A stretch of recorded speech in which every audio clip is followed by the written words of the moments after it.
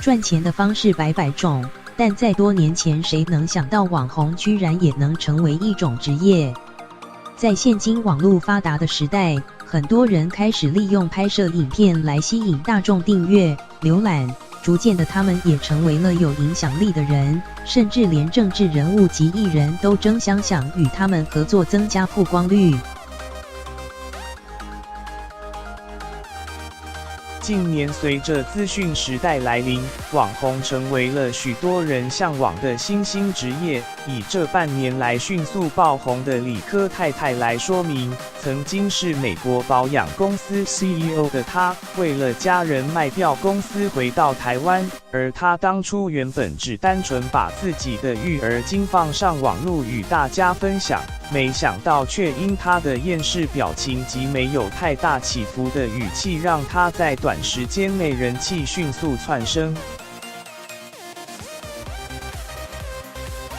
除了经典的一号表情及语气外，据《今周刊》分析，理科太太爆红的成功关键还有另外3大因素：一、设定出自己的定位，因为清楚自己的定位是知识型的 YouTuber， 因此理科太太善用自己的所了解的科学知识来分析时事，在频道刚突破20万订阅人数时就接到业配。而高质量的业配除了提升产品的可信度之外，也纷纷让厂商争相与他合作。订阅人数即将破100万的他，业配价码外赚就高达50万元。2、发布影片频率快，使曝光率提升。理科太太平均每2天上传1支影片，在去年12月1日至今年1月20日这51天内，她就上传了23支影片，而发片频率快速的她，在2个月内瞬间多出60万的粉丝订阅。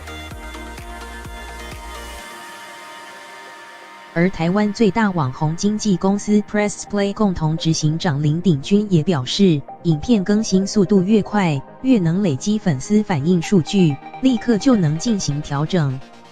3、与艺人明星合体拍摄影片，理科太太近日时常邀请艺人参加自己的 YouTube 节目，除了天后蔡依林外，还有艺人蔡康永、萧敬腾、Ella、Selina、许茹芸、黄子佼等大咖明星都出现在他的影片内，让两方都能增加曝光率与知名度。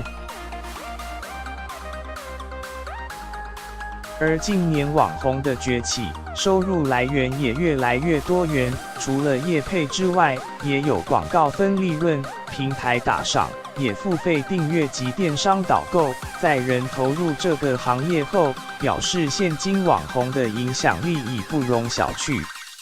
实习编辑斜线李佳莹。